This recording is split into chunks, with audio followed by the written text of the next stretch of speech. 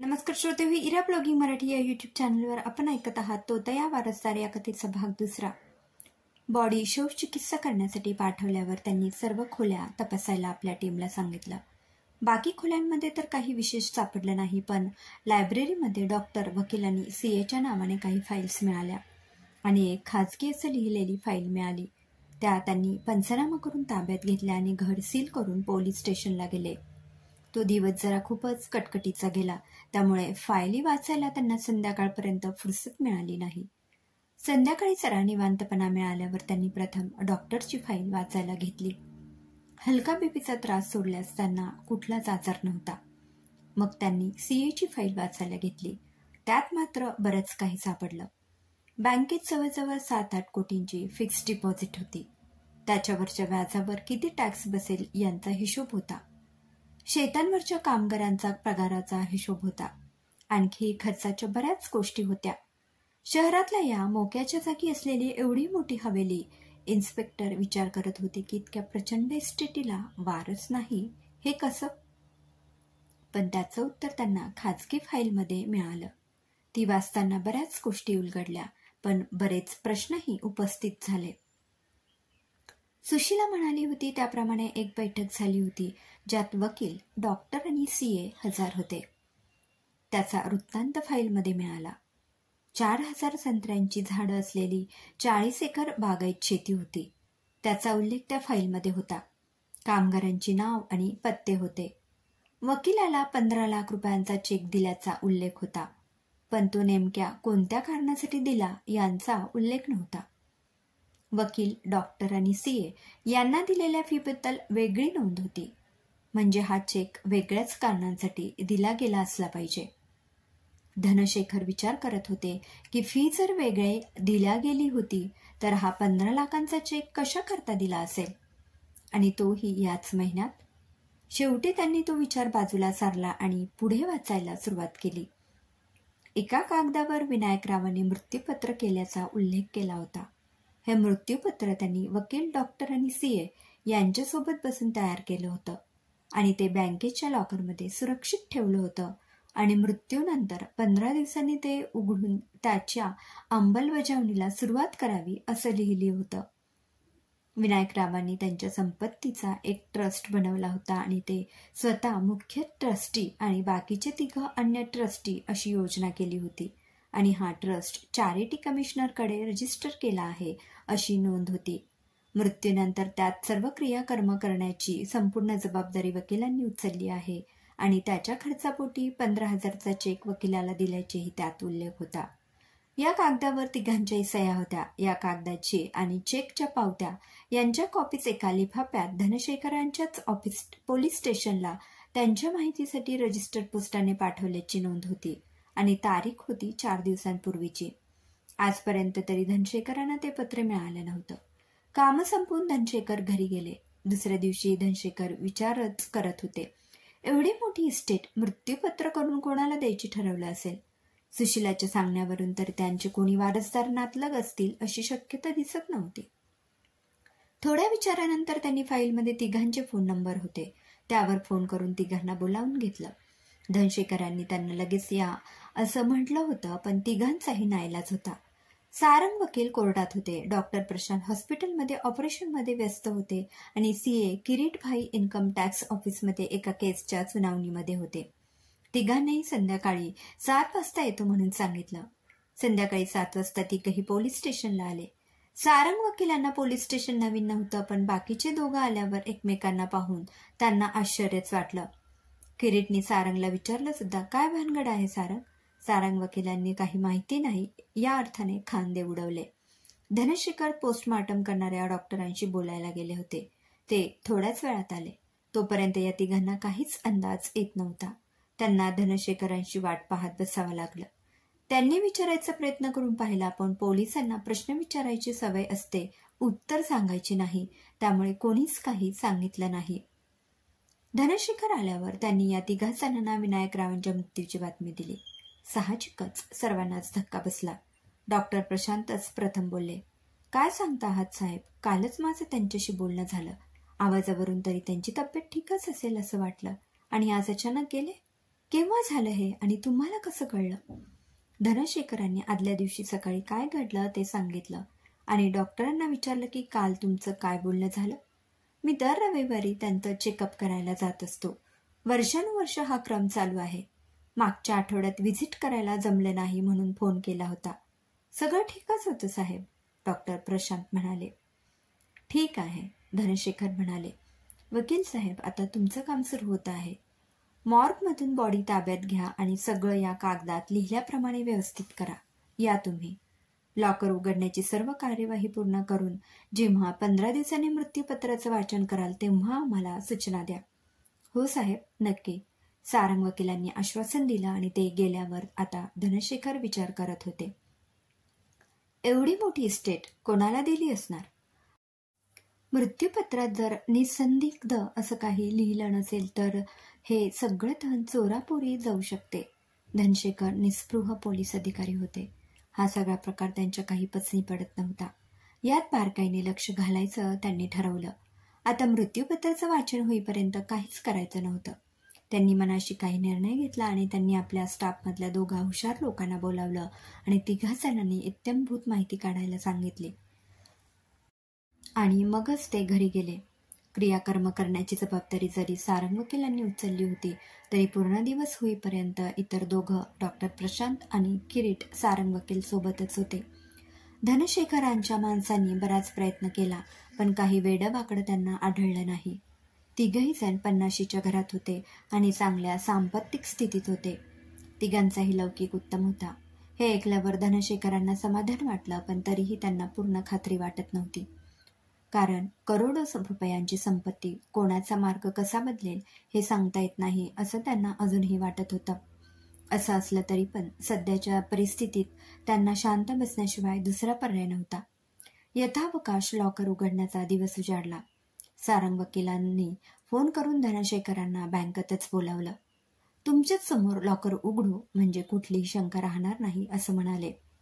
बँकेमध्ये trust did 5 वर्षापूर्वीच submit केलं होतं आणि तेव्हापासून ट्रस्टचं खातं हे 3 सांभाळत आले होते. त्यामुळे काहीच प्रश्न निर्माण झाला नाही. एका ट्रस्टीचा मृत्यू झाल्याचं सांगून आणि त्याचं डेथ सर्टिफिकेट बँकेत दिल्यावर काम झालं. लॉकर उघडला गेला. आतमध्ये मृत्यूपत्राचा लिफाफा आणि एक बऱ्यापैकी जाड फोल्डर होतं. दुसरा लॉकर उघडल्यावर त्यात सर्व दागिने होते आणि त्यांची रितसर यादी पण करून ठेवली होती. सर्वानुमते आधी मृत्यूपत्राचं वाचन करू, त्यातल्या तरतुदी आणि अपेक्षा बघू आणि मगच दुसऱ्या लॉकरकडे वळू असं ठरलं. मग सगळे सारंग वकिलाच्या ऑफिसमध्ये जमले. सारंग वकिलांनी बोलायला सुरुवात केली. खरं सांगायचं तर हे मृत्यूपत्र नसून इच्छापत्र आहे, कारण यात कोण वारसदार आहे त्याचं नाव नाहीये. सारंग वकील थोडं थांबले. अरे, मग हे काय आहे? धनशेखरांनी प्रश्न केला. हे इच्छापत्र आहे, सारंग वकील पुढे म्हणाले. आता मी हे पत्र वाचणार आहे. ते पूर्ण झाल्यावर तुम्हाला कळून येईलच आणि नंतर मी सगळे मुद्दे समजावून सांगेन. तर आता मी वाचायला सुरुवात करतो. वाचन पूर्ण झाल्यावर सारंग वकिलांनी पुन्हा एकदा बोलायला सुरुवात केली. तर आता यातले महत्वाचे मुद्दे पाहू. मुद्दा नंबर 1. विनायकरावांनी आपल्या सर्व स्थावर आणि जंगम संपत्तीचा ट्रस्ट बनवलेला आहे. त्याच्यावर एक जबाबदारी सोपवलेली आहे. ही जबाबदारी म्हणजे विनायकरावांचा जे कोणी वारसदार असतील त्यांना शोधून काढणे आणि सर्व संपत्ती त्यांच्या हवाली करणे. ही जबाबदारी आम्ही 3घांनी ट्रस्टी या नात्याने स्वीकारली आहे. याकरता 5 वर्षाचा कालावधी निश्चित केला आहे. सुरुवात करायला अडचण जाऊ नये म्हणून 15 लाखांचा चेक आधीच विनायकरावांनी देऊन ठेवला आहे. सारंग वकील पाणी पिण्यासाठी थोडे थांबले आणि त्यांनी पुन्हा बोलायला सुरुवात केली. मुद्दा नंबर 2. या 5 वर्षात जर कोणी वारसदार मिळाला नाही तर मग काय करायचं आहे यांच्याबद्दल पण उल्लेख आहे. ट्रस्टने हुशार पण आर्थिकदृष्ट्या गरीब विद्यार्थ्यांची शिक्षणाची सोय करावी. त्यांच्यासाठी शिष्यवृत्ती जाहीर करावी. सारंग वकिलांनी सर्वांवर नजर टाकली. कोणाची काही प्रतिक्रिया दिसली नाही तेव्हा पुन्हा बोलायला सुरुवात केली. मुद्दा नंबर 3. 5 वर्षांचा कालावधी उलटेपर्यंत कुठलीही मालमत्ता विकू नये. तोपर्यंत अर्थात मालमत्तेचा सर्व व्यवहार विश्वस्त मंडळींनीच पाहावायचा आहे. जर कोणी वारसदार मिळाला नाही तर ट्रस्टी विचारविनिमय करून योग्य तो निर्णय घेतील. हे महत्त्वाचे मुद्दे मी तुम्हाला सांगितले. बाकीचे तपशील डीडमध्ये लिहिले आहे. धनशेखर आत्तापर्यंत लक्षपूर्वक ऐकत होते. ते म्हणाले, वारसदार शोधण्यासाठी काही योजना तुमच्या मनात आहेत का? गेल्या 15 दिवसात आम्ही सतत भेटतो आहोत आणि याबद्दल चर्चा पण केली, सारंग वकील सांगत होते. आमच्यामध्ये असं ठरलं की कोणी अनुभवी खाजगी इन्व्हेस्टिगेटर नेमावा, जो हे त्यांच्या पद्धतीने शोधून काढण्याचा प्रयत्न करेल. त्यासाठी धनशेखर साहेब, तुम्हीच एखाद्या एजन्सीचं नाव सुचवू शकाल. ते ठीक आहे, पण तुम्ही सुद्धा 1-2 एजन्सीचं नाव ठरवली असतीलच की, ते तर सांगा. धनशेखर म्हणाले, हो, आमच्या मनात स्वस्तिक सिक्युरिटी आणि दक्षता ही 2 नाव होती. तुमचं काय मत आहे, सारंग वकील? या कामासाठी दक्षता ठीक राहील. चांगलं काम करतात ते, धनशेखर म्हणाले. ठीक आहे, आता आम्ही आपसात चर्चा करून नंतर या दोन्ही एजन्सीच्या लोकांबरोबर चर्चा करून निर्णय घेऊ. ठीक आहे, तुमचं ठरलं की मला सांगा, म्हणजे आमचं पण लक्ष राहील, धनशेखर म्हणाले. हो साहेब, तुमचा सहभाग आमच्यासाठी मोलाचा आहे. आम्ही वेळोवेळी तुम्हाला अपडेट देत राहू, सारंग वकील म्हणाले. वारसदार शोधणं हे खूप कठीण काम आहे. याबद्दल काही गाईडलाईन्स दिल्या आहेत का विनायकरावांनी? धनशेखरांनी विचारलं. हो, त्याबद्दल थोडीफार कल्पना त्यांनी आम्हाला दिली होती. त्यांना जेवढं स्मरणात होतं तेवढं त्यांनी या फोल्डरमध्ये लिहिलं आहे. म्हणजे जवळजवळ त्यांच्या घराण्याचा इतिहास आहे. साधारण 1800 सालच्या आसपास त्यांच्या पंजोबांचे वडील कोकणातून बाहेर पडले तेव्हापासूनची जशी आठवली तशी माहिती त्यांनी लिहून ठेवली आहे. आता आधी त्याचा अभ्यास करून त्यांच्यापैकी कोण कुठे विखुरले आहेत त्याचा अंदाज बांधून त्याप्रमाणे शोधायला सुरुवात करावी लागणार आहे. काम कठीण आहे, साधलं तर उत्तमच, पण त्यांच्या इच्छेप्रमाणे कसून प्रयत्न करावाच लागणार आहे आणि तो आम्ही प्रामाणिकपणे करायचं ठरवलं आहे. आम्ही तसं विनायकरावांना वचनच दिलं आहे, सारंग वकिलांनी उत्तर दिलं. ठीक आहे, माझी काही मदत लागली तर जरूर सांगा. मला पण फार उत्सुकता लागली आहे, धनशेखर असं म्हणून तेथून निघाले. ते गेल्यावर सारंग वकील म्हणाले की आता या 2 एजन्सीशी बोलणं करावं लागणार आहे. त्यांना केव्हा बोलवायचं? आपल्याला साधारण संध्याकाळी 7 नंतर वेळ काढता येईल. आज बोलावलं तरी मला अडचण नाहीये, डॉक्टर प्रशांत म्हणाले. मी पण येऊ शकेन, काही अडचण नाहीये, किरीट. ठीक आहे, मग धनशेखर म्हणाले त्याप्रमाणे दक्षताच्या रावसाहेबांना बोलावू. असं म्हणून सारंग वकिलांनी दक्षताच्या डायरेक्टरला फोन लावला आणि संध्याकाळी भेटायला बोलावलं. एवढं झाल्यावर डॉक्टर आणि किरीट दोघंही तेथून निघाले. संध्याकाळी सारंग वकिलाच्या ऑफिसमध्ये बैठक भरली. दक्षताचे डायरेक्टर व्यंकटेशराव, सारंग वकील, डॉक्टर प्रशांत आणि किरीट सर्व हजर होते. व्यंकटेशरावांच्या बरोबर त्यांचा असिस्टंट निशांत पण होता.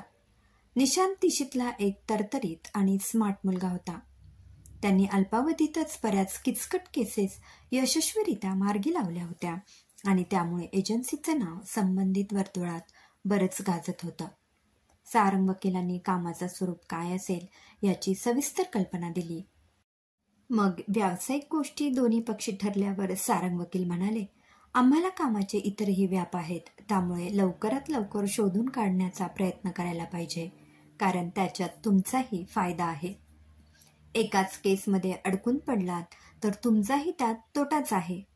आमच्या कामावर तुम्ही जो कोणी नेमाल तो माणूस फक्त आणि फक्त आमचंच काम करेल. इतर कुठल्याही कामाची जबाबदारी तुम्ही त्याच्यावर सोपवणार नाही. तुम्ही त्याची चिंताच करू नका. आम्ही निशांतवर ही कामगिरी सोपवणार आहोत आणि तो वारसदारांचा शोध नक्की लावेल याची आम्हाला खात्री आहे. निशांतला आम्ही फक्त आणि फक्त तुमच्याच कामावर नेमतो आहे. तो सतत तुमच्या संपर्कात राहून तुम्हाला अपडेट देत राहील, व्यंकटेशराव म्हणाले. ठीक आहे, आम्हाला मान्य आहे. याच्याबद्दल बऱ्याच गोष्टी ऐकल्या आहेत आणि आशा वाटते आहे की निशांत या कामात यशस्वी होईल. केव्हापासून कामाला सुरुवात करणार, सारंग वकिलांनी विचारले. निशांत, आता इथून तू पुढे हो. यापुढे सर्व चर्चा तुलाच करायची आहे, रावसाहेबांनी निशांतला म्हटलं. आता इथून पुढे सर्व सूत्र तुझ्या हातात. त्या फोल्डरमध्ये काय आहे त्याचा अभ्यास करून पहिलं पाऊल उचलावं लागणार आहे. तेव्हा ते फोल्डर मला द्या, मी त्याची कॉपी करून तुम्हाला वापस करतो. त्याचा अभ्यास करून नक्की काय करणार याचा रोडमॅप तुम्हाला देतो, निशांत म्हणाला. केव्हा सांगणार तू आम्हाला? डॉक्टर प्रशांत म्हणाले. म्हणजे त्याप्रमाणे आम्हाला वेळ ॲडजस्ट करावी लागेल. मी फोन करतो, कारण खोलवर अभ्यास करावा लागेल आणि योग्य दिशा ठरवावी लागेल. सुरुवातच चुकीची झाली तर बराच वेळ वाया जाण्याची शक्यता असते. मला थोडा वेळ द्या. आता प्लॅनिंगमध्ये थोडा जास्त वेळ गेला तरी चालेल, पण फायनली ते फायद्याचं असणार आहे. निशांतने आपला विचार सांगितला. ही केस थोडी वेगळी आहे. इथे अस्तित्वाचाच शोध घ्यायचा आहे. बरं, आपण काय शोधतो आहोत हे षटकर्णी होऊन चालणार नाही, कारण करोडो रुपयांच्या संपत्तीचा प्रश्न आहे. म्हणून जरा सावधगिरीनेच पावलं उचलावी लागणार आहेत. का? आपण शोध घेणार आहोत तर लोकांना कळणारच की त्यात लपवण्यासारखं काय आहे, आणि लोकांना विश्वासात घेतल्याशिवाय, विचारपूस केल्याशिवाय शोध तरी कसा घेणार आपण? डॉक्टर प्रशांत म्हणाले. डॉक्टर साहेब, असं आहे, विचारपूस करावीच लागणार आहे, पण ही जरा काळजीपूर्वक करण्यासारखी गोष्ट आहे. याचं कारण असं की हा करोडो रुपयाचा मामला आहे. मालमत्ता प्रचंड आहे. जर एखाद्याच्या मनात काही वेडेवाकडे विचार आले आणि तो पूर्ण तयारीनिशी यात उतरला तर त्या तोतयाला ही संपत्ती देण्यावाचून आपल्याजवळ पर्याय उरणार नाही. हा माणूस खरा नाही हे समजत असून सुद्धा आपल्याला काहीच करता येणार नाही, म्हणून काळजी घ्यावी लागणार आहे. निशांतने त्यांच्या म्हणण्याचा अर्थ फोड करून सांगितला. क्रमशः. लेखक दिलीप भिडे. श्रोतेहो, कथेचा हा भाग कसा वाटला आणि या कथेमध्ये पुढे काय घडेल हे जाणून घेण्यासाठी ऐकत रहा तोतया वारस.